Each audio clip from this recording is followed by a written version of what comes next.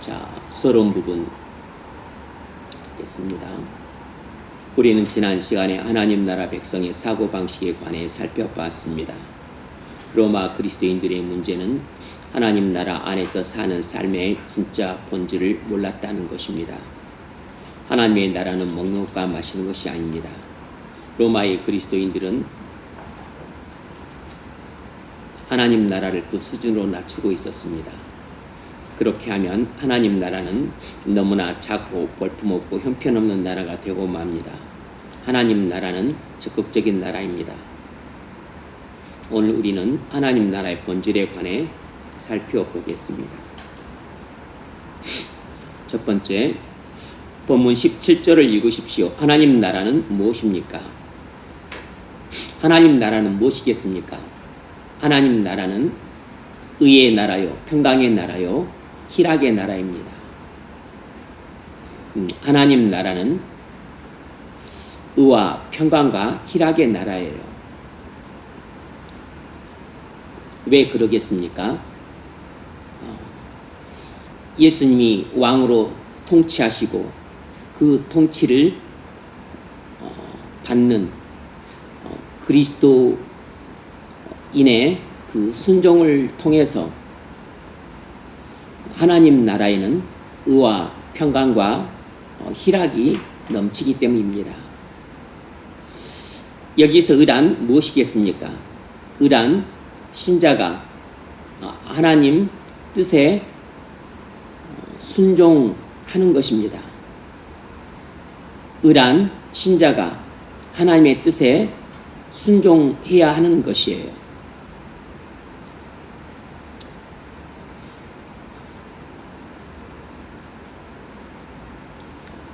신자가 하나님의 뜻에 순종할 때 의가 형성이 되죠. 그래서 하나님 나라는 의의 나라입니다. 그리고 이렇게 의의 나라가 형성이 되면, 다시 말해서 의가 형성이 되면 평강이 뒤따라옵니다. 그리고 희락도 뒤따라오게 되는 거죠. 의와 희락, 평강과 희락은 의의 사물이라고 할 수 있습니다. 우리가 그리스도인이 되는 순간 의의 나라로 들어가게 됩니다. 우리가 그리스도인이 되는 순간 그리스도는 우리의 왕이 되시고 우리는 그의 백성이 되어서 왕 되신 예수께 순종하는 삶의 나라로 들어가게 됩니다. 그래서 하나님 나라는 의의 나라예요. 로마서 6장 17절 이하 읽어보십시오. 형제들아, 내가 너희를 권하노니 너희가 배운 교훈을 거슬러 분쟁을 일으키거나 거치게 하는 자들을 살피고 그들에게서 떠나라. 이 같은 자들은 우리 주 그리스도를 섬기지 아니하고 다만 자기들의 배만 섬기나니 교활한 말과 아첨하는 말로 순진한 자들의 마음을 미혹하느니라. 너희의 순종함이 모든 사람에게 들리는지라. 그러므로 내가 너희로 말미암아 기뻐하노니 너희가 선한데 지혜롭고 악한데 미련하기를 원하노라. 평강의 하나님께서 속히 사탄을 너희 발 아래에 상하게 하시리라. 우리 주 예수의 은혜가 너희에게 있을지어다. 네. 우리 마음 안에 하나님 나라가 임하려면 먼저 세상 나라를 떠나야 됩니다. 그리고 왕 되신 그리스도께 순종할 때 하나님 나라 안으로 들어오게 되어 있습니다. 그래서 하나님 나라는 궁극적으로 은혜의 나라예요. 의도 은혜의 결과로 주어진 것이고 평강과 희락도 은혜의 결과로 주어진 것입니다. 로마의 그리스도인들은 의의 나라로 들어온 사람들이었습니다. 이전에는 불의한 세상 나라 안에 거했지만 이제는 하나님 나라 안으로 들어왔어요. 그래서 이제는 자기 뜻대로 살지 않고 하나님의 뜻에 순종하는 삶을 살기 시작했습니다. 바울이 로마 그리스도인들에게 그 점을 상기시켜 주고 있습니다. 이처럼 그리스도인은 하나님 나라 안으로 들어온 사람입니다. 세상 나라를 떠나서 하나님 나라 안으로 들어온 사람이에요. 이 사람이 하나님 나라 백성입니다. 우리가 그리스도인이 되는 순간 우린 하나님 나라 백성이 되고, 그리고 예수님이 우리의 왕이 되셔서 왕이신 예수님께 백성인 우리는 그 뜻에 순종하는 삶을 살아야만 하고 또 살 수 있고, 그리고 또 살게끔 되어 있습니다. 자, 두 번째로 평강이란 무엇입니까? 평강이란 마음에 걱정이나 불안이나 두려움이 없는 상태입니다. 이것이 평강이에요. 평강은 의로부터 직접 옵니다. 우리는 하나님과 올바른 관계에 있을 때 평강을 누릴 수 있습니다. 우리는 하나님과 올바른 관계에 있을 때 평강도 누리고 희락도 누립니다. 로마서 5장 1절, 그러므로 우리가 믿음으로 의롭다 하심을 받았으니 우리 주 예수 그리스도로 말미암아 하나님과 화평을 누리자. 네, 우리가 믿음으로 의롭다 하심을 받았으니 우리 주 예수 그리스도로 말미암아 하나님과 화평을 누리자. 우리가 믿음으로 의롭다함을 받게 되는 순간 우리는 하나님 나라 안으로 들어가게 돼요. 그때부터 이제 하나님과 화평을 누리게 됩니다. 마음의 평강이 임하기 시작하시는 거죠. 그래서 의가 먼저고 그 다음에 평강이 옵니다. 희락이 오죠. 의가 먼저 오면 그 다음에 평강과 희락은 따라옵니다. 잠깐 좀 중요한 내용을 좀 설명을 좀 하겠습니다. 오늘 다룰 내용에 있어서 가장 중요한 내용이 되지 않을까 싶습니다. 당시 로마 교회의 분위기는 다툼과 분열과 그리고 비난의 분위기였습니다. 음식 문제와 나를 지키는 문제로 상대적으로 믿음이 강한 자들과 약한 자들이 서로 비난에 대했습니다. 서로 무시하고 그리고 판단을 했어요. 그래서 다툼과 분열이 일어났습니다. 로마 교회는 하나님 나라를 먹고 마시는 수준으로 낮춰버렸기 때문에 평강도 잃고 희락도 잃었습니다. 하나님 나라가 파괴된 것이죠. 교회의 화평을 잃었어요. 교회가 다툼과 분열의 양상을 보였습니다. 그들의 내면은 불안하고 혼란스러웠습니다. 그래서 다른 사람들과 평강을 유지할 수 없었어요. 결국 사소하고 지역적인 문제로 인해 교회의 화평이 깨지는 어처구니 없는 일이 일어났습니다. 음식 문제 때문에 교회의 화평이 깨졌습니다. 이 사소하고 지역적인 음식 문제 때문에, 나를 지키는 문제 때문에 하나님 나라가 파괴되고 만 것입니다. 바울은 로마 교회의 그 소식을 듣고서 14장에서 이 내용을 기록한 것입니다. 왜 이런 일이 발생했을까요? 로마 교인들의 병적인 세심함 때문이었습니다. 세심함은 나쁜 게 아니에요. 하지만 병적인 세심함은 이를 그르칩니다. 이것을 먹어야 되느냐 먹지 말아야 되느냐, 이 특별한 날을 지켜야 되느냐 지키지 말아야 되느냐 질문할 수 있겠죠. 옳은 것이 무엇인가 찾을 수 있겠죠. 거기까지는 나쁘지 않은데 과도하게 지나치게 병적으로 세심하게 따져 들어가는 것이 문제였던 겁니다. 그들은 이런 사소하고 지역적인 문제들을 너무 중시하고 세심하고 깊게 들어간 나머지 병적으로 세밀해졌습니다. 그 결과 이 사소하고 지역적인 문제들보다 무한히 중요한 의와 평강과 희락을 잊고 만 것입니다. 잃어버린 것이에요. 이 사소하고 지역적인 문제를 병적으로 세심하게 옳고 그름을 따지면 결국 정작 본질적으로 중요한 하나님 나라를 항상 파괴시키게 되어 있습니다.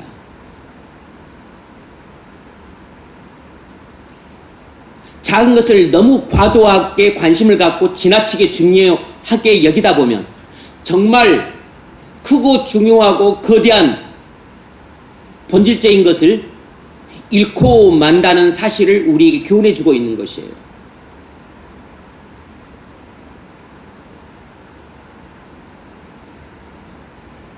시원해 주고 싶으면 저기 문을 똑바로 닫으세요.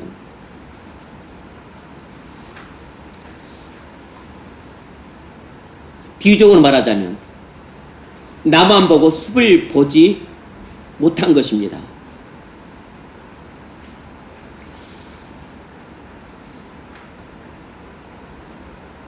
나무 한 그루가 중요하지 않다고 말할 수 없지만 나무보다는 숲이 중요한 것이죠. 서로 나무 한 그루를 잃을지언정 숲은 보존을 해야죠. 나무 한 그루를 지키려다가 숲을 잃어버리면 안 되잖아요. 그런데 나무 한 그루가 중요하다고 나무 한 그루를 지키려다가 숲 전체를 불태우고 만 것입니다. 이것은 어리석은 것이에요. 그러니까 신앙생활에 있어서 나무 한 그루만 보고 숲 전체를 보지 못하게 되면 이런 어처구니 없는 오류를 범하게 됩니다. 로마 교회 교인들은 병적으로 세심해서 이 음식 문제, 나를 지키는 문제, 여기에 과도하게 관심을 갖고 함몰되다 보니까 나만 보고 숲을 보지 못한 것이에요. 음식 문제, 나를 지키는 문제만 보고 정작 교회의 화평이라는 중요한 것을 잃어버린 것입니다. 교회라고 하는 지상의 구현에 대한 하나님 나라를 파괴시킨 것이에요. 이 고기 먹는 문제, 나를 지키는 것보다 더 중요한 것은 내 마음속에 건설된 하나님 나라가 훨씬 중요한데 내 마음속에 보이지 않는 하나님 나라를 깨트려버린 것입니다. 하나님과 올바른 관계를 깨트려버리고 마음속에 평강을 잃어버리고 마음속에 희락을 잃어버렸어요. 의와 평강과 희락은 음식보다 중요한 것입니다. 나를 지키는 문제보다 본질적으로 중요한 것이에요. 나는 지켜도 되고 안 지켜도 됩니다. 그 고기는 먹어도 되고 안 먹어도 되는 거라고. 해도 되고 안 해도 되고 먹어도 되고 먹지 말아 먹든 안 먹든 상관없는 것을 때문에 먹어야 된다 안 먹어야 된다 싸우다가 정작 하나님과 올바른 관계를 잃어버리고 평강을 잃어버리고 내 마음의 희락을 잃어버렸어요. 그리고 교회에는 다툼과 분열이 온 것입니다. 교회의 연합과 그 친교를 잃어버렸어요. 하나님 나라를 완전히 깨뜨려버린 것입니다.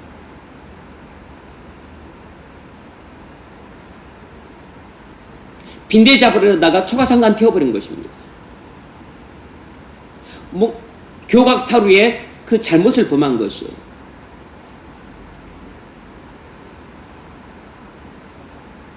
그 엇나간 좀 소뿔을 좀 바로잡겠다 하다가 귀한 소 전체를 잃어버린 것입니다. 이런 어리석음을 예수님 당시에 바리새인들과 율법사들도 저질렀습니다. 그들은 박하와 회양과 근처의 11조는 드렸지만 의와 인과 신은 버리는 어처구니 없는 잘못을 범했습니다.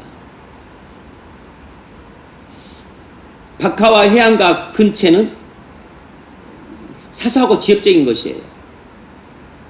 의와 인과 신은 본질적으로 중요한 하나님 나라입니다. 그런데 이 바리새인과 율법사들은 병적으로 세심한 사람들이었기 때문에 이 상추와 배추의 11조를까지도 챙겨서 드렸지만 그들은 정말 중요한 하나님과 올바른 관계는 다 무시하고 그리고 자비도 그들은 무시하고 그리고 그들은 믿음도 다 잃어버렸습니다. 그러니까 남 한 그루에 집중을 하게 되면 숲을 잃게 되는 것이에요. 나무 한 그루를 중요하지 않다고 말하지 않지만, 나무도 중요하지만, 그러나 숲은 그보다 무한히 중요한 것입니다. 숲을 지키기 위해서라면 나무 한 그루는 포기할 수 있는 것이에요. 물론 나무도 지키고 숲도 지키면 제일 좋겠지만, 그러나 나무를 지키겠다고 숲을 잃어버리면 안 되는 것입니다.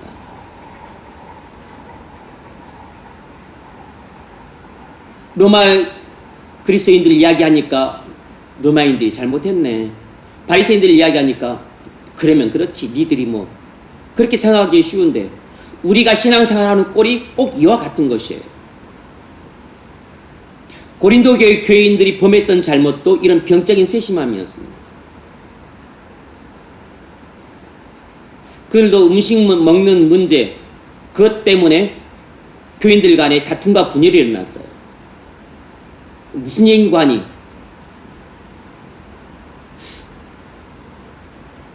모든 인간은 죄로 인해서 균형 감각을 상실했기 때문에 이렇게 눈에 보이는 나무 한 그루를 과도하게 관심을 갖고 지나치게 중요하게 여기는 경향이 있어요. 그리고 숲은 눈에 잘 보이지 않기 때문에 눈에 잘 보이지 않는 이 숲의 중요성을 망각한 채, 눈에 보이지 않으니까 수분을 잃어버리고 눈에 보이는 나무 한 그루만 중요하게 여기는 것입니다.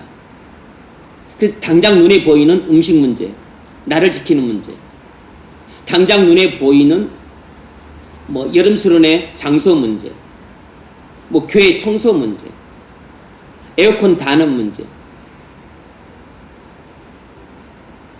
식사 장소 문제, 이런 것 갖고 지나치게 관심을 갖고 과도하게 예민하게 반응을 하고 막 흥분하고 열을 내고 막 때로는 싸우고 다투고 논쟁을 하는 것입니다. 밥은 먹어도 되고 안 먹어도 되고, 여기서 먹어도 되고 저기서 먹어도 되는 것입니다. 수련은 여기서 해도 되고 저기서 해도 되는 것이에요. 안 가도 되고 가도 되는 겁니다. 중요한 것은 서로 사랑하는 게 중요한 것이에요. 상대방을 소중히 여기는 게 중요한 거라고. 형제를 사랑하는 게 중요한 것입니다. 교회의 하나됨을 힘써 지키는 게 중요하지, 밥을 여기서 먹냐 저기서 먹냐가 중요한 게 아니라고. 하나님 나라는 밥을 여기서 먹으면 건설이 되고 저기서 먹으면 건설이 안 되는 게 아니에요. 하나님 나라는 밥을 어디서 먹냐 그런 작고 볼품없는 나라가 아닙니다. 하나님 나라는 현재는 우리 마음속에 건설된 나라예요. 의의 나라고 평강의 나라고 희락의 나라입니다. 하나님 나라는 용서의 나라고 사랑의 나라예요. 배려의 나라입니다. 예의를 갖추는 나라라고. 오래 참는 나라입니다. 다른 사람을 위해서 내가 희생해 주는 나라예요. 하나님 나라는 먹는 것 때문에, 뭐 수련의 장소 때문에, 청소하는 것 때문에, 그런 것 때문에 싸우고 다투면 그건 잃어버릴 수 있는 나라입니다. 하나님 나라에 비하면 청소하는 문제, 수련의 문제, 먹는 문제, 이것들은 지극히 사소하고 지엽적인 문제예요. 나무 한 그루 때문에 숲을 불태우면 안 되는 것입니다. 뿔 바로 잡겠다고 그 소중한 소를 죽이면 되겠습니까? 혹시 뭐 빈대가 좀 있어서 뜯길지라도 그래도 잠잘 초가상간을 태워버리면 안 되죠. 그런데 바리새인들이 그 짓을 했고, 로마 그리스도인들도 그런 어리석음을 범했고, 고린도 교인들도 그런 어리석음을 범했어요. 그런데 오늘날도 마찬가지로 우리 대부분이 이런 잘못을 범하고 있습니다. 교회 안에서 많은 교인들이 뭐 때문에 막 열을 내고 큰 소리를 치는지 아세요?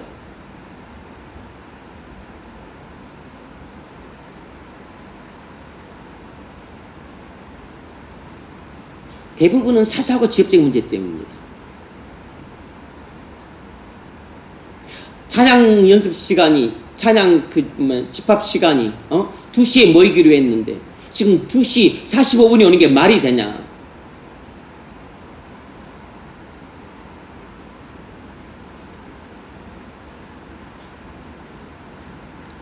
그거 가지고 서로 싸우고 다투고 그리고 등 돌리고 나 찬양 안 해. 찬양도 안 해.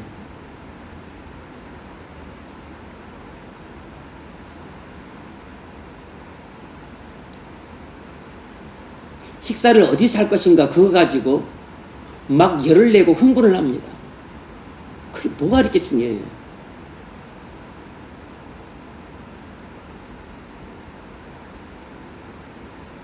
수련의 장소 때문에 막 혈기를 부립니다.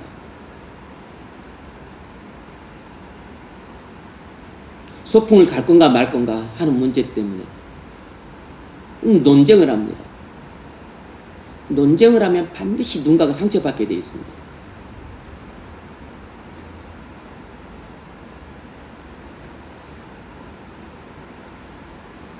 나만 보고 숲을 보지 못한 채 신앙생활을 하기 때문에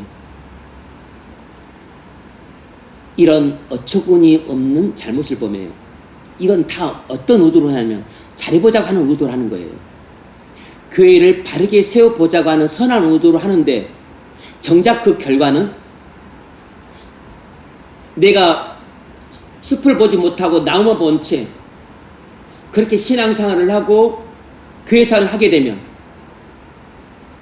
나도 모르게 내 안에 있는 하나님 나라를 파괴시키게 되고 교회라고 하는 하나님 나라도 내가 파괴시키게 되고 마는 것입니다. 나는 전혀 의도하지 않았지만 나는 나무 한 그루를 살리기 위해 숲을 불태우는 그런 어리석은 나무꾼이 되고 마는 것이에요. 그렇다고 해서 나무 한 그루 그러면 이건 중요하지 않으니까 대충 해도 돼. 이러도 되고 저러도 된다. 그런 뜻으로 말하는 게 아니죠. 그렇게 이해하는 것도 말을 오해한 것입니다. 중요한 것은 나무 한 그루를 살리기 위해서 숲을 태워서는 안 된다는 것이죠. 나무만 보지 말고 숲 전체를 보라는 것입니다.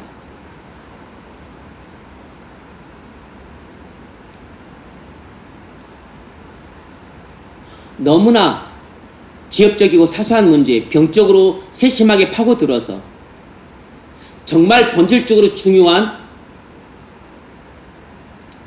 하나님 나라를 파괴시키지 말라는 것입니다. 교회의 화평을 깨트려 가면서까지 그렇게 병적으로 세심하게 따지고 들어가서 그렇게 옳고 그름을 논할 사소하고 지역적인 문제는 없다는 것입니다. 사소하고 지역적인 문제에 있어서도 옳고 그름이 정해져 있는 경우가 많지만 그렇다 할지라도 교회의 화평을 깨뜨려 가면서까지 그렇게 할 필요는 없다는 것입니다.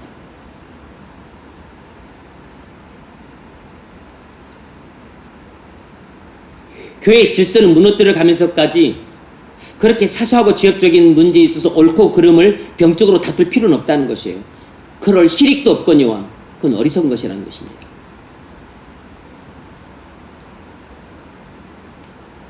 오늘날로 치안에서 이야기를 하잖아요. 여러분 집에 대봉 감나무가 있어요. 늦가을이 되면 대봉 홍시가 열리죠. 그 11조 해야 돼요, 안 해야 돼요?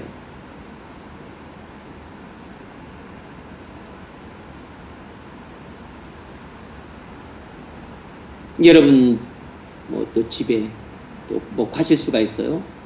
뭐 앵두나무, 예전에 저희 집에는 앵두나무가 3그루가 있었었는데 봄 내내 뭐 입이 시뻘겋도록 앵두를 따먹었습니다.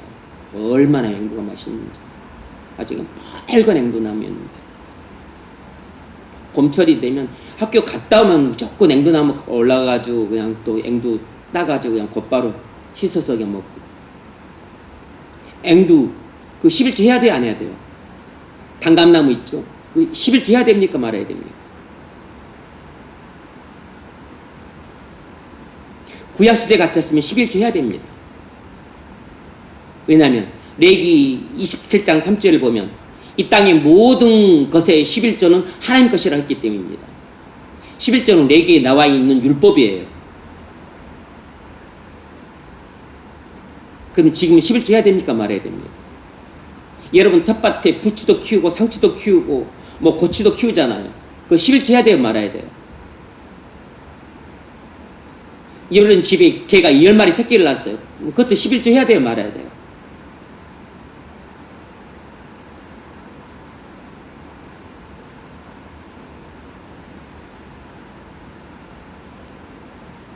신약시대는 율법시대가 아니고 11조라고 하는 율법이 신약시대엔 적용이 안 돼요. 신약시대는 율법의 구조가 아닙니다. 그래서 신약시대에는 11조라고 하는 그 율법에서 완전히 벗어났어요. 11조 안 해도 됩니다. 그럼 신약시대는 뭐의 지배를 받습니까? 신약시대는 11조라고 하는 율법보다 훨씬 강한 하나님의 사랑의 법의 지배를 받아요. 예수님이 우리에게 십자가에 10분의 1만 자기 몸을 주신 게 아니라 몸 전체를 주셨습니다. 그래서 예수님은 우리에게 우리 몸 전체를 요구하세요. 우리에게 우리 마음과 몸 전체를 바친 헌신을 요구하신다. 11조보다 무한히 더 강한 그 법이 우리를 지배하고 있어요. 그걸 보여주는 게 로마서 12장 1절입니다. 그럼 우리 형제들아, 내가 하나님의 모든 자비하심은 너희를 권하노니 너희 몸을 하나님이 기뻐하시는 거룩한 산 제물로 드리다. 이는 너희 드릴 영적 예배니라.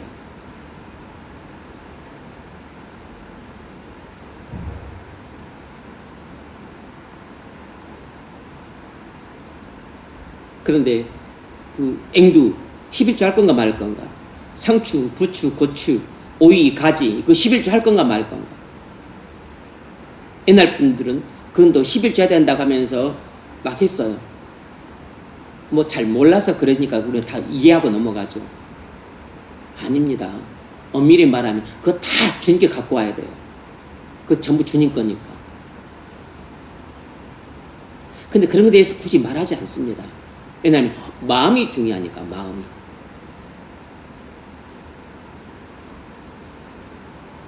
하나님 주님을 신뢰함으로 순종하는 그 마음이 중요한 거죠. 그 마음이 있는 사람이라면 그걸 뭐 주님이 갖다 줘도 먹지도 않으시잖아요. 목사님한테도 뭐 가지 몇 개 주고 또 주변 이웃들한테도 오이도 주고 고추도 주고 상추도 나눠주고 그렇게 먹고 나누고 사는 게 바람직하죠. 그 11조 하고 안 하고가 뭐가 중요합니까? 오늘날은 11조 적용이 안 돼요.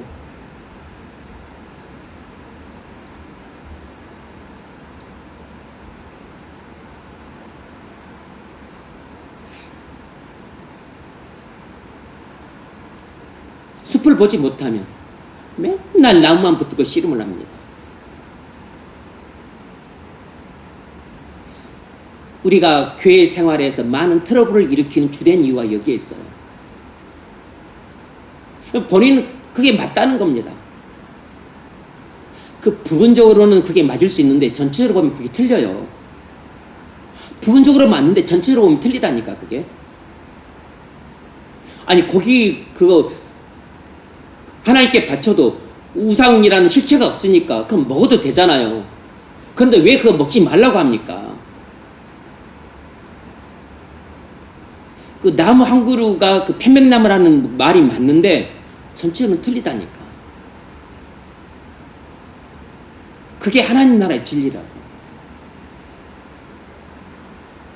근데 그렇게 나무 한 그루만 보고 전체를 보지 못하는 그 영적인 소경들이 그렇게 고집을 피웁니다. 그래서 교회에 트러블을 일으키는 것이에요.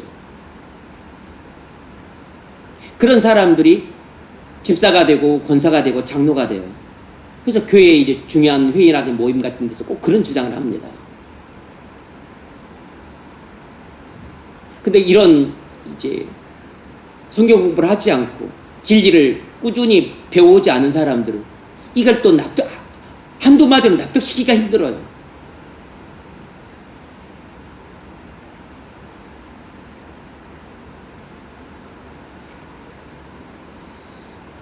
그러면 이제 목사님들이 골머리가 앓은 거죠.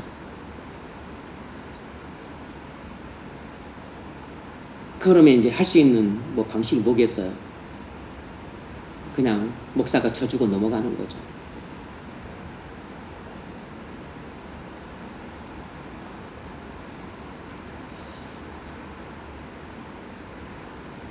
우리는 신앙생활 하면서 많은 경우 교각사류에 우를 범합니다. 빈대 잡는 게 뭐가 나쁩니까? 근데 본인은 초가상관 태우고 있는 걸 모르고 있는 것이에요. 교회를 불태우고 있는 것입니다. 몇 가지 잘못된 훈계를 바로 잡겠다고 하는 내가 지금 선한 의도를 하고 있는데 그걸 잘못했다 비난하는 목사님이 되게 서운합니다. 지금 본인이 교회를 불태우고 있는데 그걸 못 보는 거죠. 자신이 그 교회를 조금 더럽게 하고 잘못되게 만들 수 있는 그 빈대, 흠결을 바로잡으려고 하는 자신의 선한 의도를 알아주지 못하고 인정해주지 않는다고. 본인이 지금 교회를 불태우고 있기 때문에 그걸 막으려고 하는 겁니다.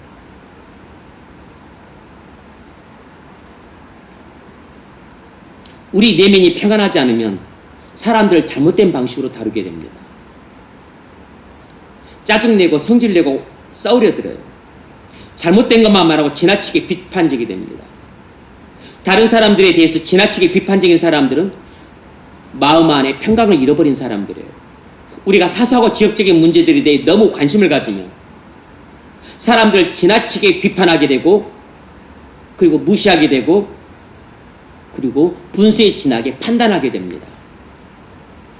그러면 서로 미워하고 화내고 다투게 돼요. 그럼 쌍방간에 깊은 상처를 주고받게 되죠. 그러면 결국 쌍방간에 신뢰와 사랑을 깨뜨리고 맙니다. 그 전엔 나와 저와 사이에 되게 신뢰와 사랑과 존경의 관계에 있었었는데 이제는 서로를 되게 계면적이어지고 사이가 대면대면해져요. 결국 교회 하나됨을 깨뜨려서 분열시키고 교회 화평을 깨뜨려서 다툼으로 몰고 갑니다. 성도 개인 안에 있는 하나님 나라도 무너지고 교회라고 하는 하나님 나라도 무너지게 되고 말아요. 어떻게 이런 파괴적인 결과가 같죠? 내가 나무 한 그루만 보고 숲 전체를 보지 못했기 때문에 벌어진 일입니다. 전부 나 때문에 벌어진 일이에요. 그 영적인 시야가 좁고 근시안을 갖고 있는 나의 잘못된 신앙 때문에 벌어진 일입니다. 누가 이 짓을 했습니까? 병적으로 세심한 사람들이 이런 짓을 한 것이에요. 내가 노빠심에서 말씀드리는데 또 이렇게 말하면 병적으로 세심한 게 문제구나. 그러면 그냥 사사고 지역적인 문제들은 뭐든지 대충 해도 된다. 대충 하는 게 좋겠다. 그냥 구렁이 담능마듯이 뭐든지 그냥 이래도 흥 저래도 흥 요래도 그만 저래도 그만 내가 하고 싶은 대로 하고 말자. 어차피 사소한 것들은 별로 중요하지 않으니까 그렇게 또 하면 안 되는 것이에요. 병적으로 세심한 게 문제라 그랬지 대충 하라는 뜻이 아니잖아요. 너무 사소하고 지역적인 문제를 과도하게 관심을 갖고 지나치게 세심하게 옳고 그름을 따지고 파고 들어가는 것 그게 문제라고 그랬죠. 적정선을 넘어선 것입니다.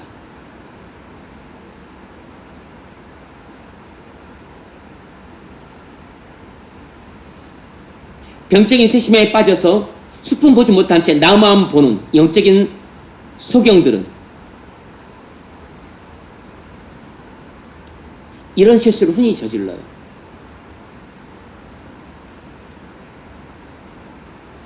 상추와 배추의 11조는 하면서 하나님과 올바른 관계는 깨뜨려버리고 그리고 사랑을 버리고 그리고 믿음을 버리는 것입니다.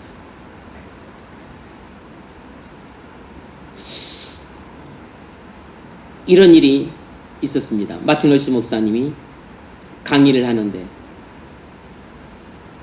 끝나자 그 강의를 들었던 어떤 엄격한 정통 신학교 다니던 학생 2명이 이렇게 말했습니다. 지금 목사님이 기도회를 무가치하다고 말씀하신 것으로 받아들여도 되죠?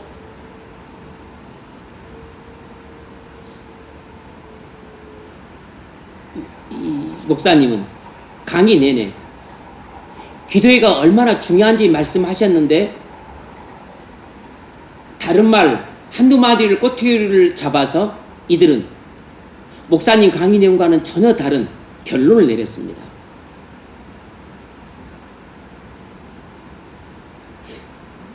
마티뉴스 목사님이 이제 진단하기로는 그들은 너무 엄격하게 그 교리를 다루는 정통 신학교로 분류되는 그 신학교 학생들이었는데 사람들이 하도 비난을 하고 비판을 많이 해서 사람들에 대한 반감을 품고 있었기 때문에 마음이 평강이 없어서 이렇게 일반적으로 어떤 강의를 들을 때 꼭 잘못된 것 비판하기 위해서 강의를 듣고 그래서 한두 마디를 꼬투리 잡아서 이렇게 성급하게 잘못된 결론을 내리는 우를 범하고 있다고 진단을 하셨어요.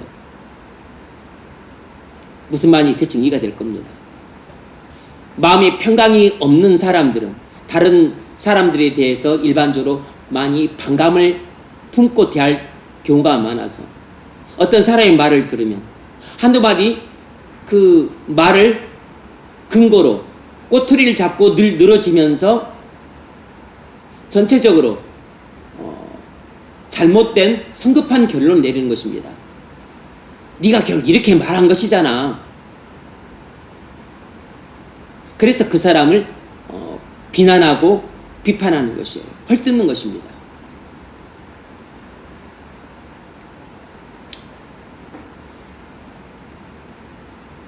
마음이 평강이 없는 사람들이 이렇게 한두 마디 말을 꼬투리 잡고서 성급하게 자기들 마음대로 결론을 내리는 그런 잘못을 범하기 쉬운 거죠.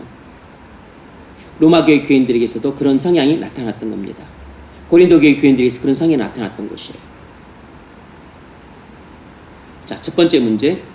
로마의 그리스도인들의 사고방식의 문제점은 무엇이었습니까? 로마 그리스도인들의 사고방식의 문제점이 무엇이었을까요? 그것은 개인주의적인 사고방식을 갖고 있었다는 것입니다. 로마 그리스도인들은 이 개인주의적인 사고방식을 갖고 있었다는 것이었어요.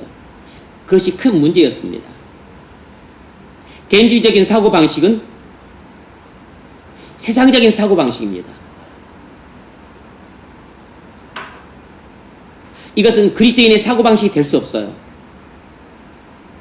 이 개인주의적인 사고방식은 오늘날 세상의 고통의 원인입니다. 세상이 이렇게 탐욕스럽고 그리고 혼란스러운 것은 세상 사람들이 전반적으로 개인주의적인 사고방식을 갖고 있기 때문이에요. 이것은 자기중심적인 사고방식입니다. 개인주의적인 사고방식이란 결국 그 본질은 자기중심적인 사고방식이에요. 다른 사람들에 대해 배려하기 싫어합니다. 자기가 속한 공동체 전체를 염두에 두고 사고하지 않는 사고방식이에요.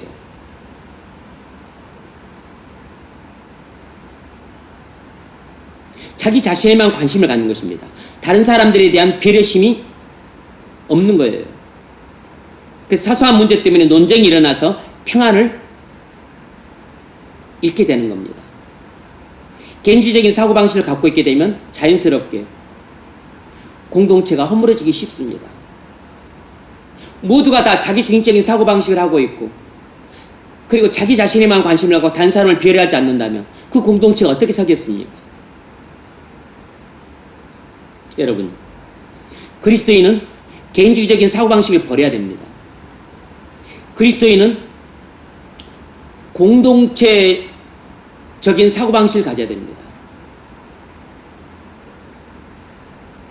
다시 말해서 그리스도인은 하나님 나라 중심적인 사고방식을 가져야 돼요.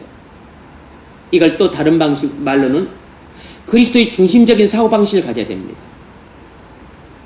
그리스도의 중심적인 사고방식이 하나님 나라 중심적인 사고방식이고 그것이 결국 교회의 중심적인 사고방식이에요. 그것이 일반적인 용어로는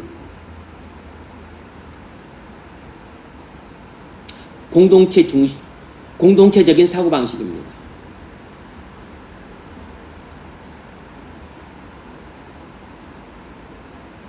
개인주의적 사고방식은 전형적인 세상 나라의 사고방식이에요. 하나님 나라 백성들의 사고방식은 그리스도 중심적 사고방식입니다. 교회의 중심적인 사고방식이에요. 여러분이 개인주의적인 사고방식을 갖게 되면 여러분 가정도 무너지고 직장도 무너지고 그리고 나라도 무너지고 교회도 무너집니다. 모든 사람이 전부 개인주의적인 사고방식을 갖게 되면 남편도 아내도 자식들도 그러면 그 가정 무너집니다. 회사원들이 전부 그런 사고방식을 가지면 그러면 회사가 서기 어려워요. 자기 이익 얻겠다고 외국 업체에게 기술 넘겨버리고 기밀 빼버리고 그럼 그 회사 무너집니다. 자기와 자기 집안 잘 먹고 잘 살겠다고 나라를 다 팔아버려요. 기밀을 팔아버립니다. 그게 매국행위죠. 그럼 나라가 무너집니다.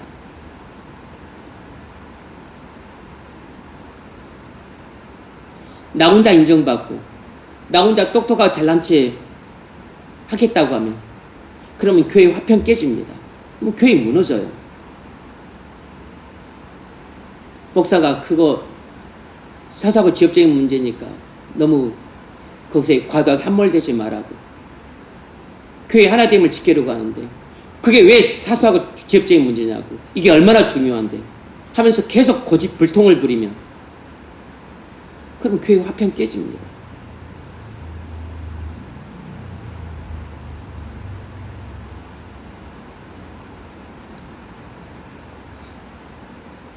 빌립보서 2장 4절 각각 자기 일을 돌볼 뿐더러 또한 각각 다른 사람들의 일을 돌보아 나의 기쁨을 충만하게 하라. 아멘.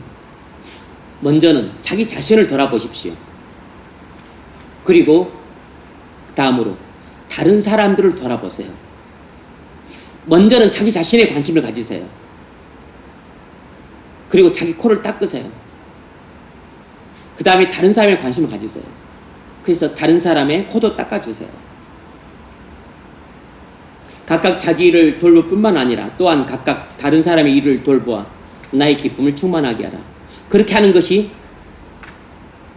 사도를 기쁘게 하는 것이고 그것이 주님을 기쁘게 하는 것입니다. 그것이 목사를 기쁘게 하는 것이에요. 목사를 기쁘게 하는 것이 결국은 주님을 기쁘게 하는 것입니다. 두 번째로 왜 하나님이 이 세상에 하나님 나라를 세우십니까? 평강이 하나님이시기 때문입니다. 이것도 일반적인 말이죠.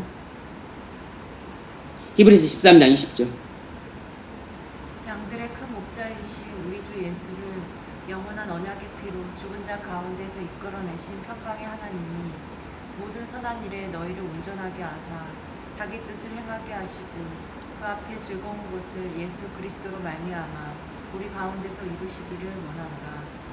아멘.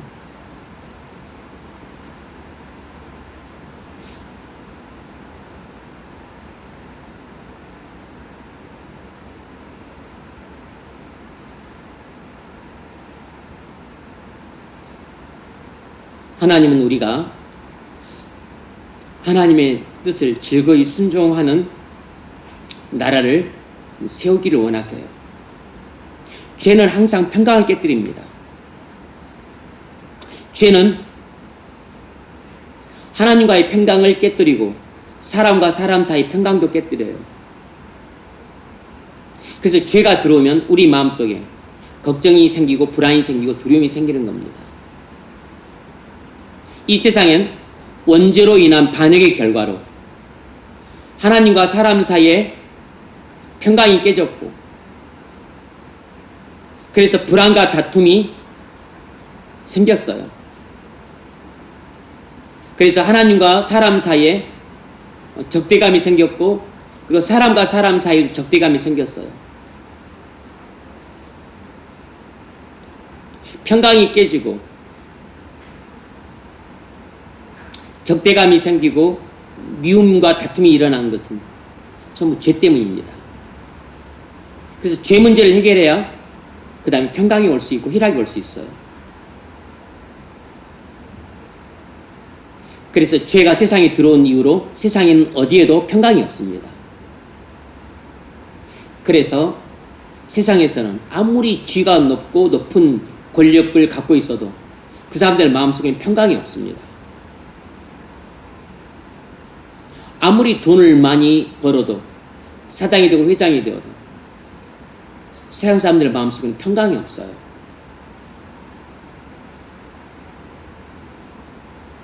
그게 세상 사람들의 비극입니다. 이사야서 57장 21절에서 그 점을 말합니다. 하나님의 말씀에 악인에게는 평강이 없다 하셨느니라. 아멘. 이것이 하나님이 악인에게 내린 심판이에요. 절대로 평강을 주지 않습니다. 평강은 하나님만이 우리에게 주시는 선물이에요. 하나님이 왕으로 통치하시는 나라 백성에게만 하나님이 주시는 선물이에요. 평강이. 그래서 평강이 얼마나 귀한지 모릅니다. 우리가 하나님과 올바른 관계를 맺고 있으면 우리 마음에는 평강이 있습니다. 우리가 하나님 백성이어도 하나님과 올바른 관계를 맺지 못하고 내가 죄 가운데 살고 있고 불순종하는 가운데 살고 있으면 우리에게도 평강이 없습니다. 평강이 없는 사람의 얼굴은 항상 어둡습니다. 눈이 어둡고 얼굴이 어두워요.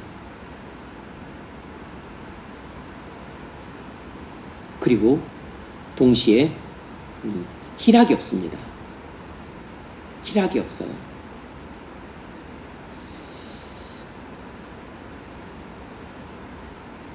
구원이 무엇입니까? 구원은 첫 번째로 화목입니다. 화목이에요. 고린도서 5장 19절 하나님께서 그리스도 안에 계시사 세상을 자기와 화목하게 하시며. 아멘. 우리가 구원을 받게 되면 하나님과 화목하게 됩니다. 곧 화평이죠. 그래서 구원받은 증거는 마음속의 평안입니다. 두 번째로 평강이에요. 구원받은 사람 마음속에는 평강이 있습니다. 요한복음 14장 27절 평안을 너희에게 끼치노니 곧 나의 평안을 너희에게 주노라. 내가 너희에게 주는 것은 세상이 주는 것과 같지 아니하니라. 너희는 마음에 근심하지도 말고 두려워하지도 말라. 네, 세상은 평강을 못 줍니다. 아무리 높은 쥐, 사회적으로 안정된 직장 가져도 그런 것은 평강을 못 줘요. 많은 돈도 평강을 못 줍니다. 얼굴이 잘생긴 것도 평강을 못 줍니다. 평강은 왕 대신 예수님만이 우리에게 줄 수 있는 선물이에요. 하나님 나라의 통치를 받는 사람만 평강을 누립니다. 세 번째로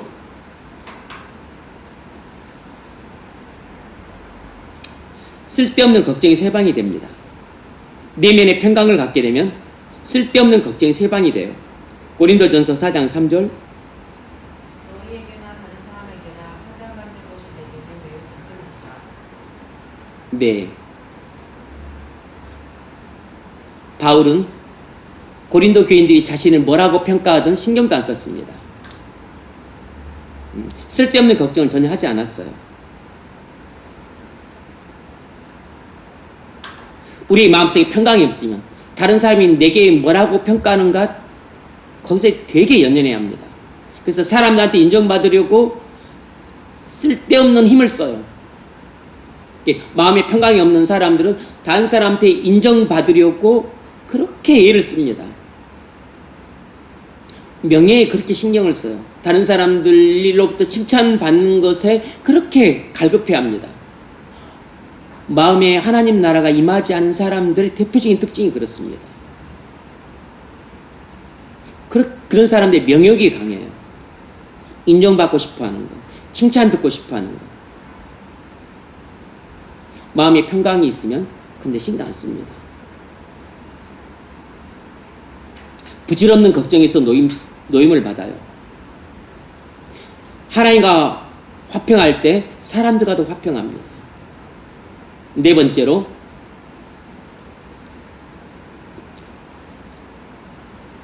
하나님 나라는 서로의 적대감을 없애줍니다. 하나님의 나라는 서로의 적대감을 없애줘요. 고린도서 3장 15절 그리스도의 평강이 너희 마음을 조장하게 하라. 너희는 평강을 위하여 한 몸으로 부르심을 받았나니 너희는 또한 감사하는 자가 되라. 아멘. 자, 적용집을 읽어보세요. 여러분은 하나님 나라가 무엇인지 잘 이해하셨습니까?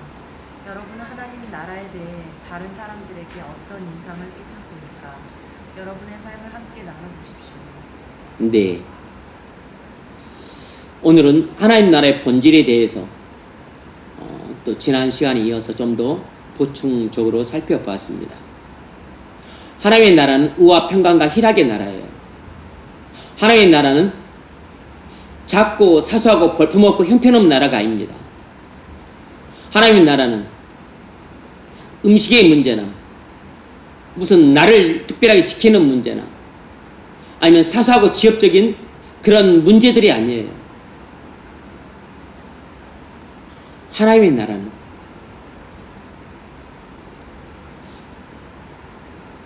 본질적으로 크고 중요한 나라입니다. 하나님 나라는 의와 평강과 희락의 나라예요.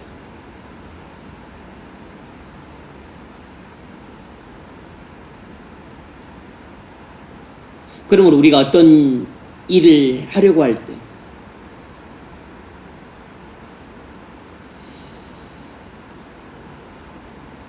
사소하고 지엽적인 문제인지 본질적으로 하나님 나라를 다루는 문제인지 이것부터 좀 잘 구분을 할 줄 알아야 됩니다.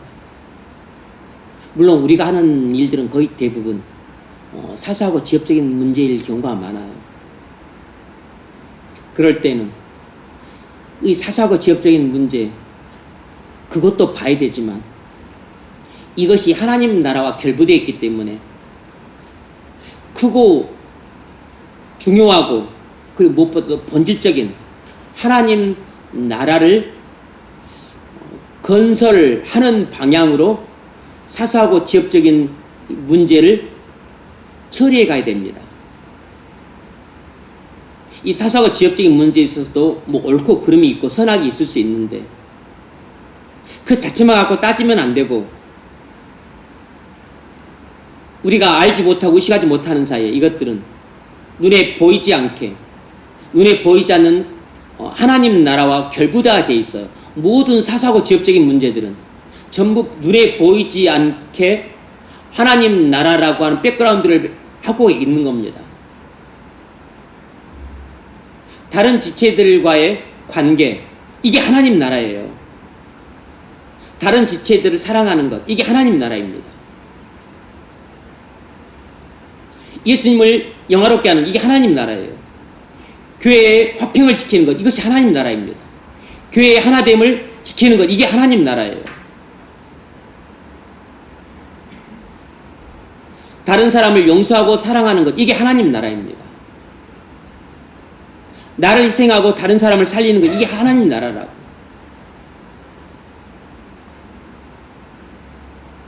그래서 본질적으로 중요한 하나님 나라를 세우기 위해서는 이 사소하고 지엽적인 문제에 있어서 우리는 절제할 줄 알아야 돼요. 이 사소하고 지엽적인 문제에 있어서 우리는 내 생각과 견해를 포기할 줄 알아야 됩니다. 사소하고 지엽적인 문제를 있어서 우리는 항상 절제할 줄 알아야 돼요. 포기할 줄 알아야 됩니다.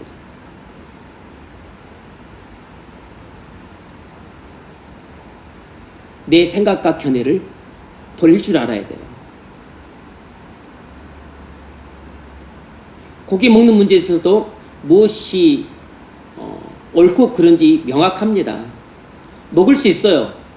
먹지 못한다고 생각하는 것은 그 틀린 겁니다. 그런데 너무 사사고 지엽적인 문제이기 때문에 이것이 옳고 그르냐 굳이 따질 필요가 없었던 것이에요. 따질 위익이 없는 것입니다. 왜냐하면 먹을 수 없다고 생각하는 많은 믿음이 상대적으로 약한 사람들이 있기 때문에 하나하나 찾아가서 그걸 다 이해시키고 설득시키고 할 수가 없어요. 어느 교회는 이런 사람들이 많이 있으니까. 그냥 내가 고기를 안 먹으면 되는 겁니다. 그럼 그걸로 그냥 끝이에요. 그럼 교회 화평을 유지하는 겁니다. 성도 개개인은 이런 태도를 취해야 돼요. 여러분이 교회에서 성도로 생활할 때는 성도 개개인이 이런 태도를 취해야 된다. 그 음식을 절제할 수 있어요. 나를 지키는 문제에 있어서 자기 생각을 포기할 수 있습니다.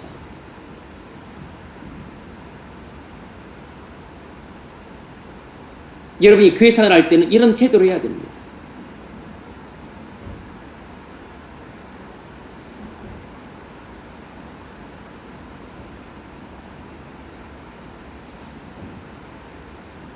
우리의 가장 큰 문제는 나무만 보고 술을 보지 못하는 것입니다. 우리가 갖고 있는 훌륭한 성도들이랄지라도 공통적으로 갖고 있는 큰 한계는 나무만 보고 술을 보지 못한다는 것이에요. 이것이 바리새인들이 저질렀던 실수고 로마 그리스도인들과 고린도 교회 교인들이 저질렀던 공통적인 실수입니다. 그러니까 우리에게서도 공통적으로 나타나는 그 잘못이 무엇이냐면 나무만 보고 숲을 보지 못한다는 것입니다. 우리의 시야가 그렇게 좁다는 것이에요. 우리의 시야가 그렇게 근시하냐는 것입니다. 이걸 인정을 해야 돼요. 그래서 우리를 자신은 계속 연습시키고 훈련을 시켜야 됩니다. 우리가 접하는 문제는 대부분 사사고 지엽적인 문제들입니다. 때로는 아디아포라의 문제도 있어요. 이런 것들이 다 하나님 나라하고 보이지 않게 다 결부되어 있어요. 내가 이것에 대해서 어떤 태도를 취하고 어떻게 행동하느냐가 따라서 이 문제 자체는 사소하고 지엽적인 문제인데 결국 내가 하나님 나라를 세울 수도 있고 파괴시킬 수도 있는 것입니다. 교회의 하나됨을 지킬 수도 있고 교회의 하나됨을 깨뜨릴 수도 있는 것이에요. 다른 성도들을 세울 수도 있고 다른 성도들을 실족시킬 수도 있는 것입니다.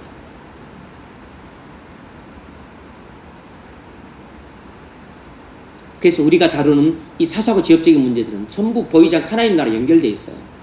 그럼 나무를 보면 반드시 숲을 생각을 해야 됩니다. 내가 다루고 있는 문제를 보면 항상 교회 전체를 생각을 해야 돼요. 다른 지체들을 생각해야 됩니다. 그리고 하나님 나라 전체를 생각을 해야 돼요. 하나님 나라의 본질은 이렇게 먹는 것, 마시는 것, 옷 입는 것, 수련의 장소, 식사 장소,